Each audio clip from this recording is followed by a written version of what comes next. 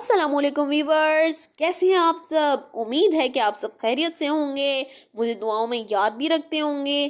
चले मैं आपको एक नए जज्बे के साथ, एक नई आवाज़ के साथ, एक नए हौसले के साथ पढ़ाना शुरू करती हूँ। जैसा कि आप सब जानते हैं कि मैंने इस चैप्टर को line by line, word by word आपको रीड करा चुकी हूँ और आज मैं इसकी एक्सप्लेनेशन कराऊंगी। इस चैप्टर में क्या कहा गया है वो बताऊंगी आप लोगों को।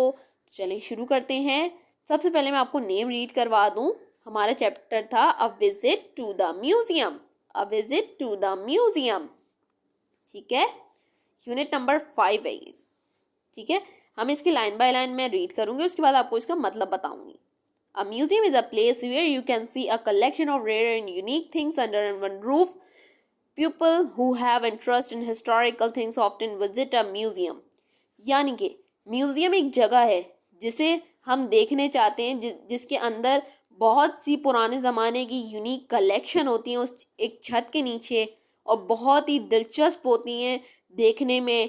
उन्हें अपनी आँखों से लाइव देखने में इतना मज़ा आता है कि हमारा दिल करता है कि हम यहीं इन चीज़ों को देखते रहें। वो बहुत पुराने ज़माने की चीज़ें यहाँ म्यूज़ियम में पाई जाती हैं। It is a large building that stores and contains ancient things of the past and valuable things of the present. यानी कि वो एक बहुत बड़ी बिल्डिंग की तरह होता है म्यूज़ियम।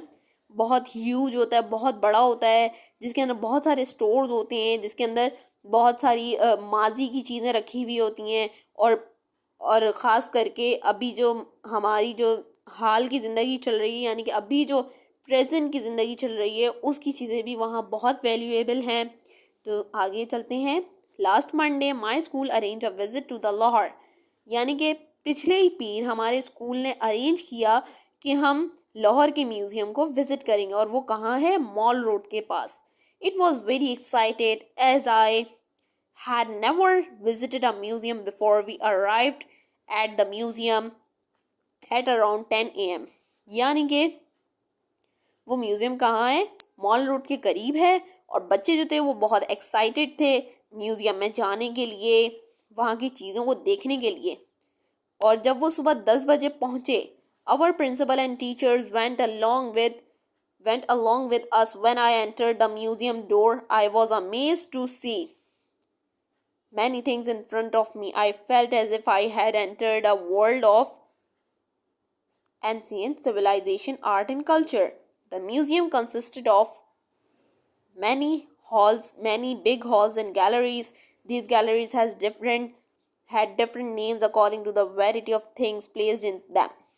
अच्छा, अब क्या कह रहे हैं, जैसे ही मैं म्यूज़ियम का दरवाज़ा खोला और हम अंदर गए, तो हमें देख के इतना अच्छा लगा कि ये तो बहुत खूबसूरत है, इसमें तो बहुत ज़बरदस्त चीज़ें रखी हुई हैं। और मैंने उन चीज़ों को जब फील किया, अंदर जाते ही जब मैंने उन चीज़ों को देखा, उनको महसूस किया, तो मुझे ऐसा लगा कि पूरी दुनिया मेरे सामने रखी हुई है। उसके बाद उस म्यूज़ियम में और क्या क्या था, उस म्यूज़ियम में आर्ट था, कल्चर के बारे में थी। आर्ट माने चित्रकारी थी, कल्चर यानी कि मतलब हमारा हमारा रहन सहन और बाकी चीज़ें। और म्यूज़ियम में और क्या क्या था, बहुत खूबसूरत बड़ी बड़ी हॉल्स की पिक्चर्स लगी हुई थी, गैलरीज सजी हुई थी, और बहुत मुख्तलिफ़ किस्म की तस्वीरें लगी हुई थी वहाँ पे, और बहुत मुख्तलिफ से उनके, बहुत यूनिक से वहाँ पे उनके नाम भी थे। आगे चलते हैं। On entering the museum, I first saw a gallery of painting. What an impressive view of painting! Each and every painting gave its own message, the talent of the painters who painted. Those paintings was without doubt very special. अब क्या कह रहे हैं, जैसे ही हम museum के अंदर गए, हमने सबसे पहली चीज़ क्या देखी, पेंटिंग। एक गैलरी की पेंटिंग थी, बहुत खूबसूरत थी, बहुत इम्प्रेसिव थी, यानी कि उसको देखते ही कोई भी कहता कि हाँ मुझे चाहिए, बहुत खूबसूरत है। और कोई भी उस पेंटिंग के बारे में बहुत अच्छे मैसेजेस देता, बहुत अच्छी ब्लेसिंग्स देता, और उस पेंटिंग के टैलेंट को बिल्कुल नो डाउट वो पेंटिंग बहुत खूबसूरत थी। जैसे कि इस पिक्चर में दिखा रहे हैं कि कितनी खूबसूरत खूबसूरत पेंटिंग्स जो हैं वो म्यूज़ियम के अंदर होती हैं, और उनको बनाने वाले उनकी इतनी मेहनत होती है इन पेंटिंग्स पर, और वाकई ये पेंटिंग बहुत ख़ास होती हैं. After that, I went to the Islamic gallery. I was surprised to see the creativity of the Muslims from around the world. Surah Yasin from the Holy Quran, calligraphed by a famous artist known as Sadiqeen, was displayed.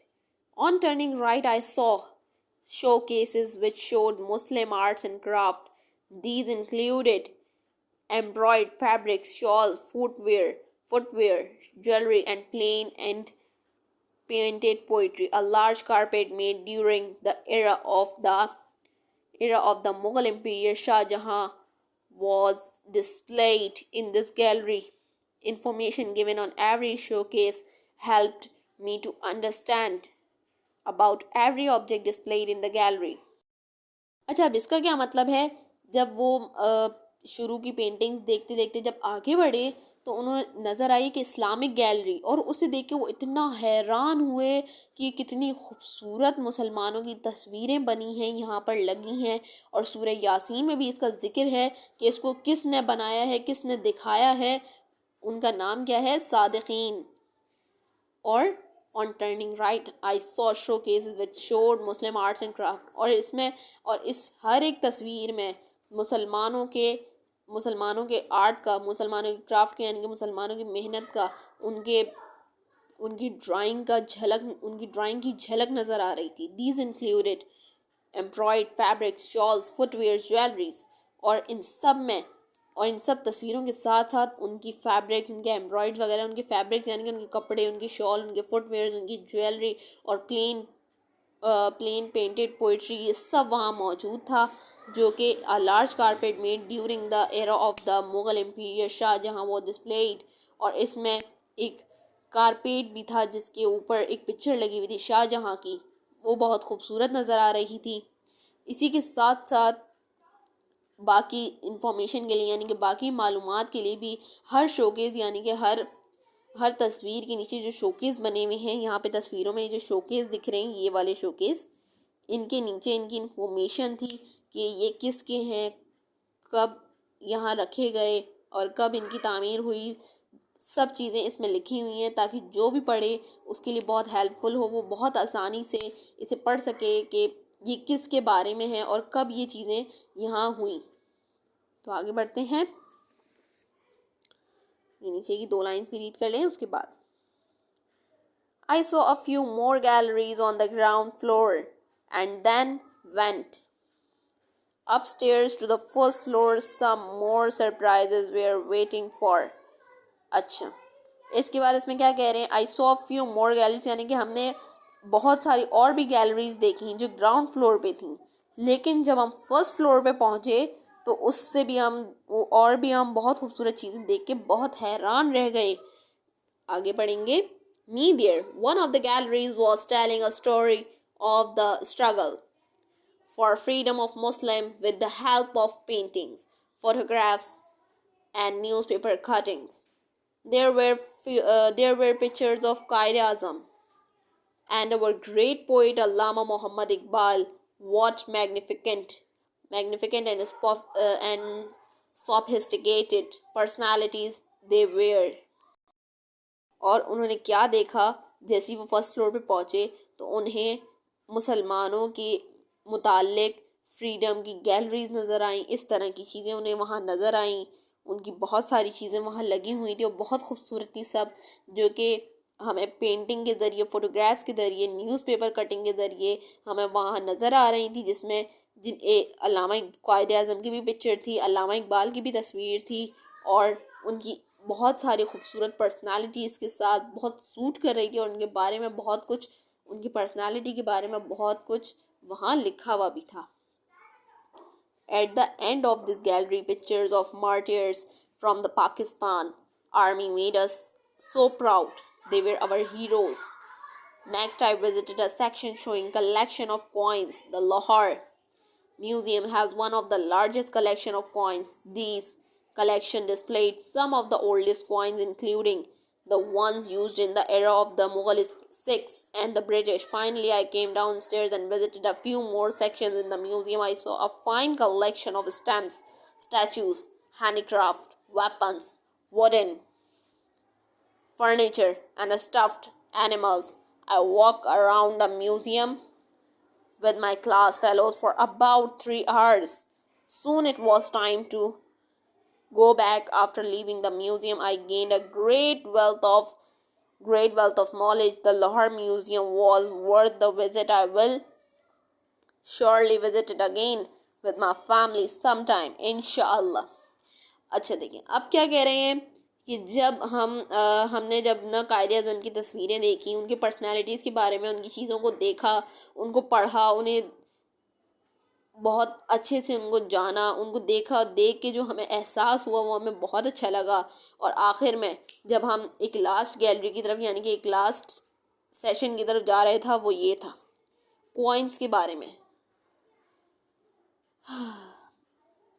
यहाँ पे कुछ coins दिखा रहे हैं जो कि पिछले ज़माने के थे, मुग़ल के दौरों के, सिखों के दौरों के, ब्रिटिशों के दौरों के ये सिक्के थे जो उस ज़माने में चलते थे, जो कि अब नहीं चलते हैं। लेकिन जो मैंने बताया जैसे कि म्यूज़ियम में पुराने ज़माने की चीज़ें ज़्यादातर होती हैं वहाँ पे, और बहुत मज़ा आता है उनको देख के, बहुत इंस्पिरेशन मिलती है हमें उन चीज़ों को देख कर, उन पुरानी चीज़ों को देख कर एक अलग ही सुकून महसूस होता है। तो मेरी आप लोगों से गुजारिश है आप लोग भी म्यूज़ियम वगैरह जाया करें, वहाँ पे विज़िट किया करें, आप लोगों को भी बहुत मज़ा आएगा ये सारी चीज़ें देखने में। और एंड में लास्ट में ये क्या बता रहे हैं, वहाँ पे बहुत सारी चीज़ें थी जिन पे collection of stamps, statues, handicraft, weapon, यानी कि वहाँ पे स्टैम्प की कलेक्शन थी, स्टैचूज़ थे, हैंडीक्राफ्ट यानी कि हाथ से बनी हुई चीज़ें भी थीं, और वेपन्स थे यानी कि हथियार वगैरह, और लकड़ियों के फर्नीचर, स्टफ्ड एनिमल्स, और बहुत सारी चीज़ें वहाँ थी। और उन्होंने पूरी क्लास को उन 3 घंटों में पूरा म्यूज़ियम दिखाया और उन सब बच्चों को बहुत मज़ा आया। और जब वो जाने लगे तो उन्होंने बोला मुझे बहुत मज़ा आया, बहुत अच्छी नॉलेज मिली मुझे इससे, और मैं दोबारा यहाँ पे आऊँगा, दोबारा यहाँ पे आना चाहूँगा अपनी फैमिली के साथ, और बहुत वक्त गुजार कर जाऊँगा इंशाल्लाह। सो द व्यूवर्स, ये थी आज की हमारी वीडियो जिसमें हमने चैप्टर नंबर 5 की एक्सप्लेनेशन करी है।